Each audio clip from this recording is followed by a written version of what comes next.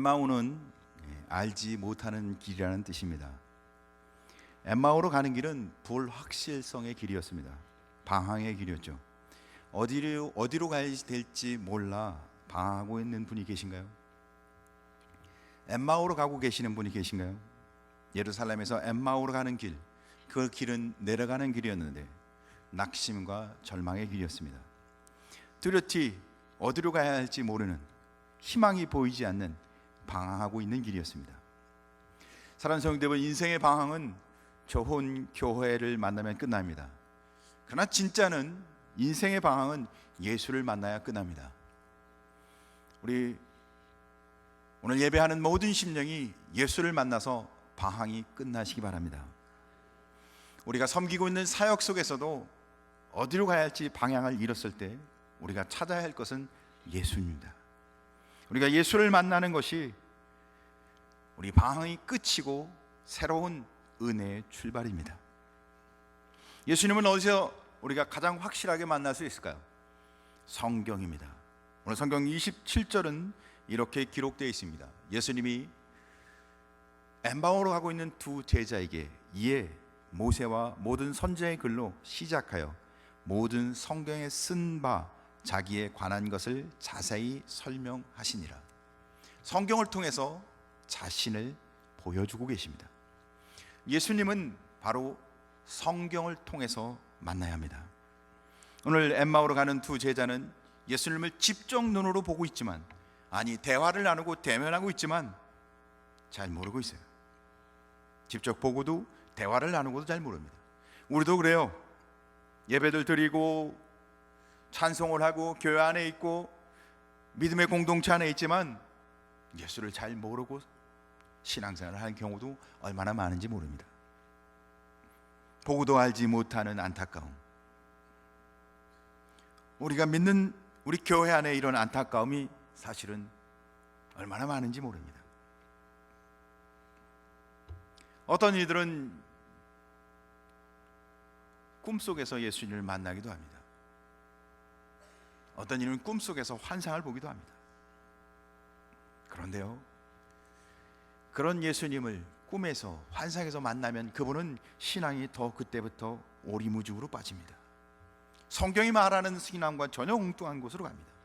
그러니까 자기 확신과 자기 생각 속에 있는 예수님은 우리를 더 어떻게 해요?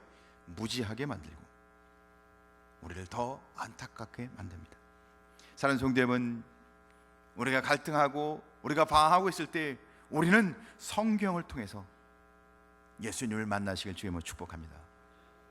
성경 요한복음 5장 39절에는 예수님이 이렇게 말합니다. 너희가 성경에서 영생을 얻은 줄 생각하고 성경을 상고하거니와 이 성경이 곧 나에 대하여 증거한 것이로다. 그래요, 성경 속에 길이 있습니다. 성경 속에 예수님을 만납니다.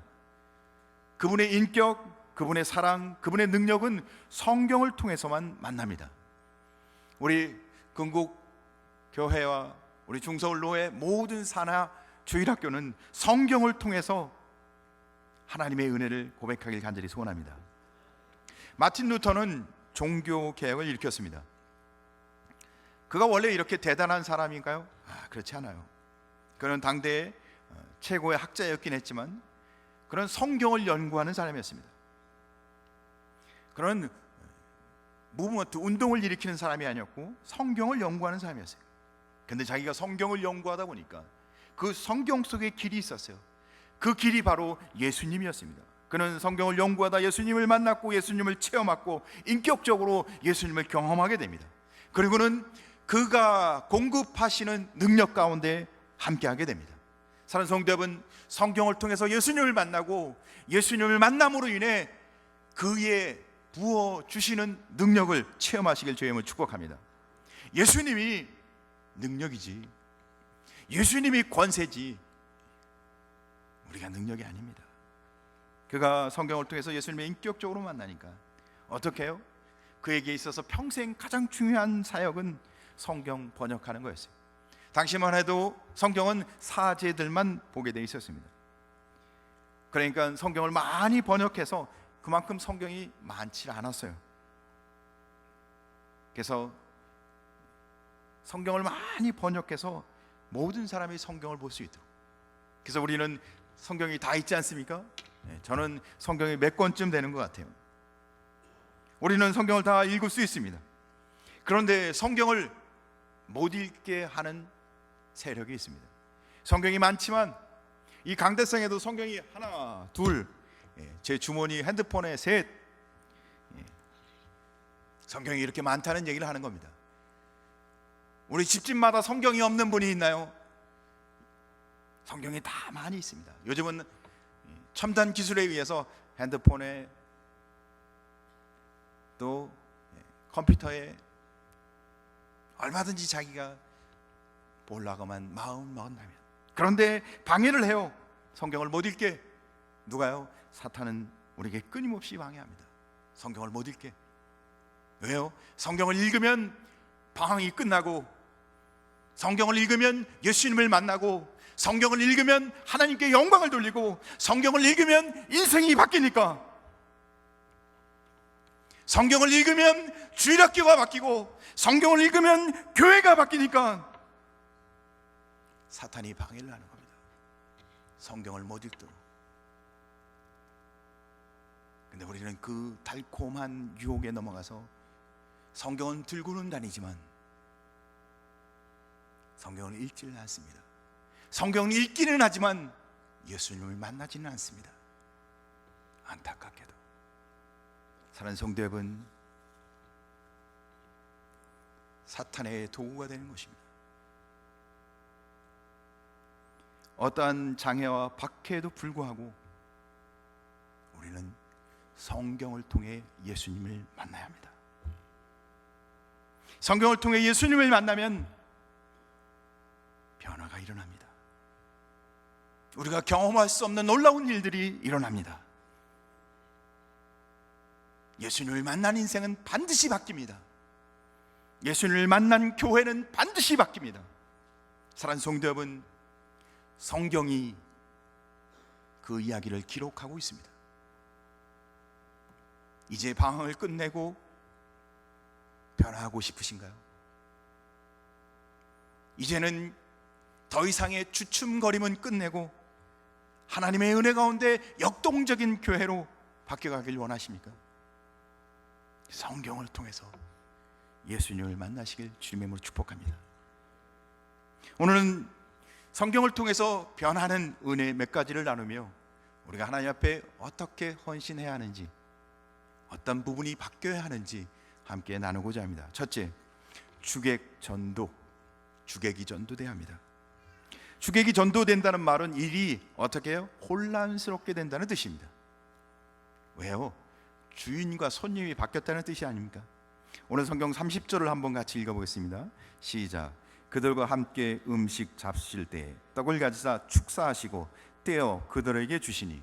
예수님이 손님으로 제자들과 함께 엠마오를 갔는데 엠마오에 도착하자 제자들이 예수님을 초청합니다. 자기들의 집으로. 그러고는 어떻게 해요? 음식을 준비해 줘요. 누가 주인이에요? 제자들이 초청했으니까 주인이죠. 예수님은 따라가서 그들의 초청에 응대해 줍니다. 그런데 놀라운 것은 예수님이 주인 손님으로 가 있지 않고 이제는 어떻게 해요? 주인으로 가 있는 모습을 보여줍니다. 떡을 가지사 축사하시고 떼어 그들에게 주시니. 손님이 도리어 축사하고 그들에게 떡을 나눠주고 있습니다. 근데 그 떡이 뭐예요? 자신의 몸이요. 자신을 나눠주고 있는 겁니다. 사랑하는 성도 여러분, 성경을 통해서 주객전도, 주인이 바뀌시길 주님으로 축복합니다. 성경을 통해서 인생이 바뀌어야 하는데 주인이 바뀌어야 합니다. 성경을 통해 예수님을 만난 인생마다 내가 내 인생의 주인이 아니라 예수님이 내 인생의 주인이 되시길 주님의 이름으로 간절히 소원합니다. 수많은 사람들은 신앙생활을 하지만 아직도 예수님이 손님이에요. 좋은 손님이죠. 예수님이 주인 되셔야 합니다. 엘리자베스 여왕이 평상복을 입고 어느 믿음 좋은 여인 가정에 방문해서 신앙의 대화를 많이 나눕니다. 서로 이 코드가 잘 맞았어요. 그래서 너무 신앙적인 이야기를 하는데 은혜가 되는 거예요. 그래서 여왕과 여인은 만나면 서로 질문하고 은혜를 나누고 얼마나 좋았는지 몰라요. 그래서 한 번은 여왕이 이 여인에게 질문을 합니다. 이제까지 당신이 만난, 당신이 집에 찾아온 손님 중에 누가 가장 귀한 손님입니까? 여왕이 그 여인에게 물었어요. 여왕은 예수님이요 라고 대답할 것으로 기대했어요. 그런데 이 여인이 대답하길 이렇게 얘기합니다. 저는 여왕 폐하가 제가 모신 손님 중에 가장 귀한 손님입니다. 여왕이 너무 실망했어요. 예수님이라고 대답해야 되는데 여왕 폐하라고 얘기하는 거예요. 제 생애 최고의 손님은 예수님이 아닙니다. 예수님은 한 번도 손님으로 저희 집에 있은 적이 없었어요. 예수님은 저희 집 주인이십니다. 사랑하는 성도 여러분, 성경을 통해 예수님을 만난 자마다 예수님이 손님이 아니라 주인으로 주객 전도 되시길 주님으로 축복합니다.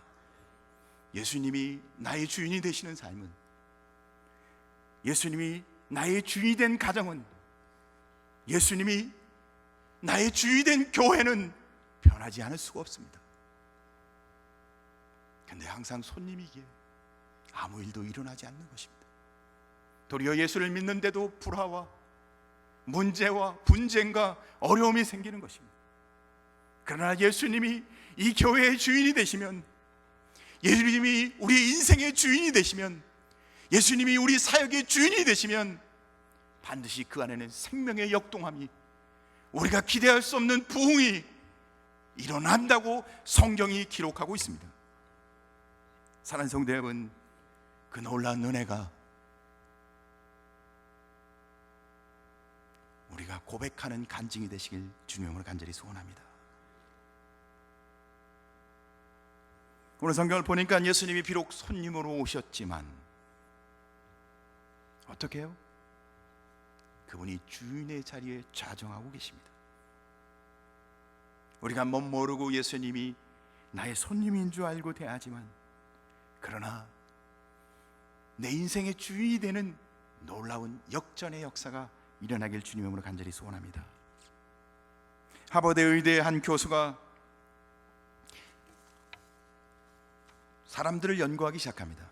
특별히 사회에서 불리하게 태어난, 자기 처지가 굉장히 어려운데 극복해서 성공한 사람들, 어려운 환경 속에서 극복해서 그 열등한, 경제적이든 환경적이든 그 열등한 상태에서 좋은 조건으로 바뀌어서 성공한 사람들을 연구합니다. 그들이 어떻게 성공하는가? 콜린스 교수가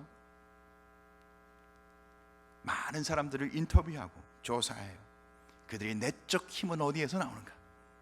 그들이 어떤 원천으로부터 그런 힘을 얻어서 그들이 그렇게 인생이 바뀌어져 갔는가? 그런데 조사했는데 답은 딱 하나였어요. 예수님을 만났기 때문이었습니다. 예수님을 만나면 자기 환경과 자기의 열악한 상태에 머물러 있지 않고 그 어려움을 극복하는 은혜가 있다는 사실을 깨닫게 되는 겁니다. 실망과 낙심, 불안과 공포, 근심과 걱정, 죽음, 이 모든 것을 극복하신 분이 예수 그리스도이십니다. 그러니까 예수님을 만나니까 인생이 바뀌었던 겁니다. 세상은 돈이 아무리 많아도, 성공한 사람 같을지라도 그 마음속을 들어가 보면 근심과 고문을 갖고 살아갑니다. 절망을 갖고 살아갑니다. 그런데 기독교는, 예수를 만나는 이 기독교는 절망이 아니라 희망의 종교인 것입니다. 죽음으로 끝나지 않고 부활이 있다는 것입니다. 신앙은 대체 뭔가요? 예수님 만나는 겁니다. 따라합시다. 예수님 만나는 것입니다. 왜요? 예수님이 길이시기 때문입니다. 예수님 만나면 안 보이던 길도 보여집니다. 예수님은 생명입니다. 다 죽어갈 같은 인생도 살아나는 것입니다. 가난해도 부요하게 삽니다. 죽을 만난 인생, 희망도 없는 인생, 예수님의 은혜가 임하면 살맛 나는 인생, 희망이 있는 인생, 빛나는 희망을 꿈꾸는 인생 바뀌어집니다. 부활의 주님을 만나시길 주님의 이름으로 축복합니다. 왜요? 그분이 그 인생의 주인이 되시기 때문에. 아직도 삶이 어지럽고 고통 속에 있습니까? 예수님이 여러분이 인생의 주인이 되시길 주님의 이름으로 축복합니다. 두 번째, 하나님의 말씀, 그 말씀으로 뜨거워져야 합니다. 신앙은 자기 열심 아닙니다. 어떤 분들은 정말 열심히 한 분들도 있어요. 그러나 그분은 자기를 꼭 자랑하게 돼 있습니다. 정말 능력이 있고 탁월한 부신들이 있습니다. 정말 은사를 갖고 있는 분들이 있어요. 잘하시더라고요. 반드시 그분은 자기 이름을 남깁니다. 우리는 신앙생활 하다 보면 때로 문제도 생기고 회의도 있고 열정도 식습니다. 어떻게 해결할까요? 우리는 교회에 어려움이 생기면 어떻게 해결해야 되죠? 가장 좋은 해결책이 뭔가요? 시스템 바꿔야 되나요? 목사가 바뀌어야 되나요? 교회 건물이 문제인가요? 성경은 우리에게 동일하게 대답을 합니다. 해결책은 하나님 말씀, 성경으로 돌아가라. 하나님 말씀, 성경을 통해서 뜨거워지고 불이 붙고 믿음이 생기고 열정이 생기고 거룩한 은혜가 회복되고 성경을 통해서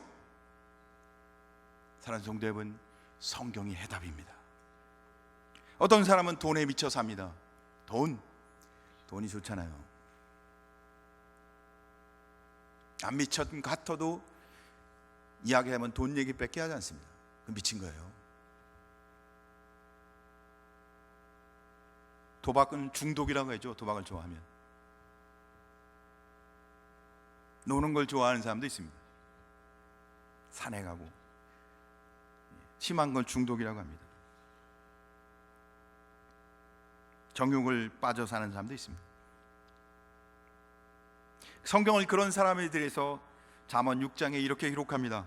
사람이 불을 품고 서야 어찌 그 옷이 타지 아니하겠으며 사람이 숯불을 밟고 서야 어찌 그 발이 되지 아니하겠느냐. 중독이 되어 있으면 거기 어떻게 해요? 된다는 거예요. 여러분은 마음은 무엇 때문에 불타십니까? 여러분의 마음속에는 무엇 때문에 콩탕콩탕 뛰십니까? 성도는 무엇으로 마음이 불타야 하나요? 성도는 하나님의 말씀을 통해 불이 붙길 주님의 이름으로 축복합니다. 그래서 오늘 성경 32절 곧 그때로 일어나 예루살렘으로 돌아가 보니 열한 제자 및 그들과 함께한 32절을 읽었네요. 33절을 읽었네요. 32절 같이 읽겠습니다. 그럼 시작. 말하되 길에서 우리에게 말씀하시고 우리에게 성경을 풀어 주실 때 우리 속에서 마음이 뜨거워지 아니하다. 그래요. 길에서 예수님이 풀어서 말씀하실 때 두 제자는 마음이 뜨겁지 아니하더냐. 말씀이 그들에게 풀어질 때, 말씀이 이해될 때 그들이 심령이 뜨거워졌다고 얘기합니다. 에레미야 선지자를 보면 하나님이 그를 부르실 때 나는 아이라 뒤로 빼던 사람이었습니다. 그러던 그가 하나님의 말씀이 그의 입술에 닿자 그가 뜨거워져. 그래서 어떻게 해요? 내가 다시는 여호와를 선포하지 아니하면 그의 이름으로 말하지 아니하리라 하면 나의 마음이 불붙는 것 같아서 골수에 사무치니 답답하여 견딜 수가 없나이다. 에레미야 20장 9절 말씀입니다. 에레미야가 말씀의 은혜가 임하니까 그것을 전하지 않고는 도저히 답답하여 견딜 수가 없다고. 에레미야 뿐인가요? 베드로도 동일하게 이야기합니다. 예수님이 십자가에 돌아가시기 직전 핍박이 두려워 숨기에 받고 도망가기에 바빴던 베드로. 근데 그 베드로가 말씀의 은혜가 임하니까 우리는 보고 들은 것을 말하지 할 수 없습니다. 우리가 보고 들은 것을 어떻게 말하지 않을 수 있겠습니까? 사랑하는 성도 여러분, 하나님의 말씀으로 뜨거워지는 것은 성도가 성도되게 돼요. 성도를 강하게 하는 것, 할 수 없는 일을 하게 하는 것. 사랑하는 성도 여러분, 하나님의 말씀으로 심령이 뜨거워지시길 주님의 이름으로 간절히 소원합니다. 우리가 사는 세상에는 우리의 마음을 휘어잡는 것들이 많습니다. 특히 돈이죠. 때로는 명예도, 때로는 식욕, 음욕, 쾌락, 우리를 자꾸 사로잡습니다. 우리의 마음이 자꾸 빼앗깁니다. 그런데 우리는 오직 말씀에 사로잡히시길, 말씀의 노예가 되시길 주님의 이름으로 간절히 소원합니다. 말씀의 사람이 되시길 주님의 이름으로 축복합니다. 성경은 오늘도 우리에게 계속해서 말씀하고 계십니다.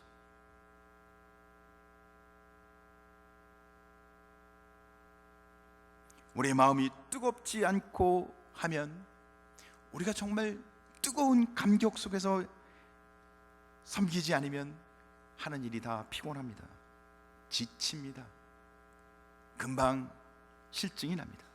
그러나 마음이 뜨거우면 기도도 지치지가 않습니다. 마음이 뜨거우면 내가 섬기는 일에 기쁨이 넘칩니다. 시간 가는 줄을 모릅니다. 더 하고 싶습니다. 기대감이 넘칩니다. 막을 자가 없습니다. 누구도 중단할 수가 없습니다. 가로막을 수가 없어요. 왜? 주의 일을 감당하는데, 주님이 주시는 은혜 안에서 감당하는데, 로마의 칼끝이 제자들의 그 뜨거운 마음을 결코 막지 못합니다. 사랑하는 성도 여러분, 말씀으로 뜨거운, 하나님의 말씀으로 뜨거운 성도 되시길 주의 이름으로 축복합니다. 세 번째, 즉시 본래의 자리로 돌아가라. 오늘 성경 33절을 한번 같이 읽겠습니다. 33절 시작. 곧 그때로 일어나 예루살렘에 돌아가 보니 11 제자 및 그들과 함께한 자들이 모여 있어. 그들은 즉시, 그들이 깨달은 그 즉시 어떻게 해요? 본래의 자리 예루살렘으로 갑니다. 알지 못하는 길 엠마오로 갔던 그들이 방황하며 어디로 가는지도 방향이 명확치 않게 엠마오로 내려갔던 그들이 이제 말씀을 통해 깨닫는 그 즉시 그들은 어디로요? 그들이 가야 할 자리, 원래 있어야 할 자리, 섬김의 자리, 은혜의 자리, 신앙의 자리 예루살렘으로 즉시 돌아갔다고. 사랑하는 성도 여러분, 우리에게도 이렇게 즉각적으로 변하는 회개의 역사가 일어나길 주의 이름으로 축복합니다. 회개는 두 가지 측면이 있습니다. 첫째, 잘못한 것을 깨닫고 즉시 바뀌는 것입니다. 다음에 해야지, 때가 되면 할 수 있을 거야, 시간이 아직 많이 남아 있어. 아니요, 깨닫는 즉시 하는 것이 회개입니다. 보라, 지금은 은혜 받을 때요. 보라, 지금은 구원의 날이로다. 시기를 놓치면 다시는 기회가 생기지 않습니다. 기회가 온다고요? 아니면 영원히 놓칠 수도 있습니다. 두 번째로는 본래의 자리로 돌아갑니다. 구체적으로 액션을 하는 겁니다. 망각했던 자리, 잃어버렸던 자리, 그 자리로 가는 것입니다. 가룟 유다는 깨달았지만, 자기가 잘못한 걸 알았지만 그들은 어떻게 해요? 후회는 하고 한탄은 하지만 돌아가지 않고 자살을 해버립니다. 그것은 회개가 아닙니다. 눈물을 흘린다고 해서 회개가 아니에요. 돌이키는 것입니다. 원래의 자리로 가는 것입니다. 진정한 회개는 마음과 생각으로 하는 것이 아니라 몸으로, 돈으로, 행실로 하는 겁니다. 아주 구체적으로 해야 합니다. 그래서 세례 요한이 이스라엘 백성들에게 회개하라고 외칩니다. 그가 강가에서 이스라엘 백성들에게 두 벌 옷을 가진 자는 없는 자에게 나눠주라, 회개를 그렇게 선언합니다. 먹을 것도 그리하고 세리는 정한 세 위에는 받지 말고 군인에게는 강포를 행치 말라, 회개를 몸으로, 돈으로, 행실로 해야 한다고 선언합니다. 내 마음이 슬퍼서, 내 마음이 답답해서 눈물을 흘리면서 이제 회개를 절반쯤 한 것입니다. 진정한 회개는 행실, 삶이 변하는 것입니다. 사랑하는 성도 여러분, 구체적으로 회개의 자리로 돌아가는 은혜가 있길 간절히 소원합니다. 탕자의 회개를 보십시오. 그는 자기의 잘못을 깨닫는 순간 어떻게 해요? 즉시 아버지께로 돌아갑니다.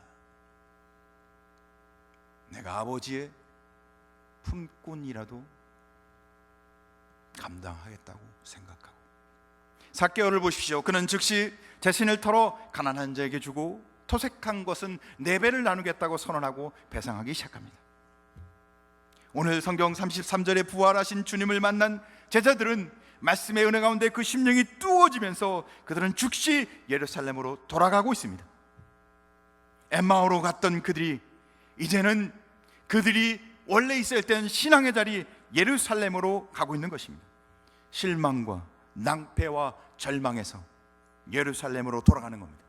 사랑하는 성도 여러분, 하나님의 말씀으로 예수님을 만나셔서 예루살렘, 우리가 섬겨야 할 신앙의 자리로 돌아가시는, 잃어버렸던 신앙의 자리로 돌아가 주님 앞에 봉사하고 헌신하는 복된 성도와 복된 헌신자가 되시길 주님으로 간절히 소원합니다. 우리에게는 돌아갈 예루살렘이 있습니다. 우리가 섬겨야 할 곳이 있다는 것입니다. 우리가 있어야 할 자리가 있다는 것입니다. 영적인 예루살렘. 물질과 번영으로 출세해도, 인생이 행복해서 아무 문제 없이 편안할지라도 결코 우리가 있어야 할 영적인 예루살렘을 떠나지 마시길, 머뭇거리지 마시고, 엠마오로 가는 길에서 머뭇거리지 마시고, 우리 주 예수 그리스도가 밝히 보여주시는 영적 예루살렘으로 가는 믿음의 삶이 되시길 주님으로 간절히 소원합니다. 우리가 오늘 행할 것은 무엇이겠습니까? 바로 은혜의 자리에, 내가 충성할 자리에, 사명을 받았던 그 자리에, 주님이 기뻐하는 곳에 우리가 회복되어 가는 것입니다. 사랑하는 성도 여러분, 하나님의 말씀을 통해 예수 그리스도, 그분이 나의 구원자인 것을 깨달아 이 심령에 하나님의 은혜로 충만해서 불붙는 것처럼 불타는 은혜로 내가 있어야 할 영적인 예루살렘, 섬김의 자리로 돌아가 주를 섬기는 하나님의 거룩한 은혜가 오늘 중서울로의 주교연합회 헌신 예배로 드리는 우리 모든 심령과 우리 노예 산하 모든 주교연합회 위에 함께하길 간절히 소원합니다. 기도하겠습니다.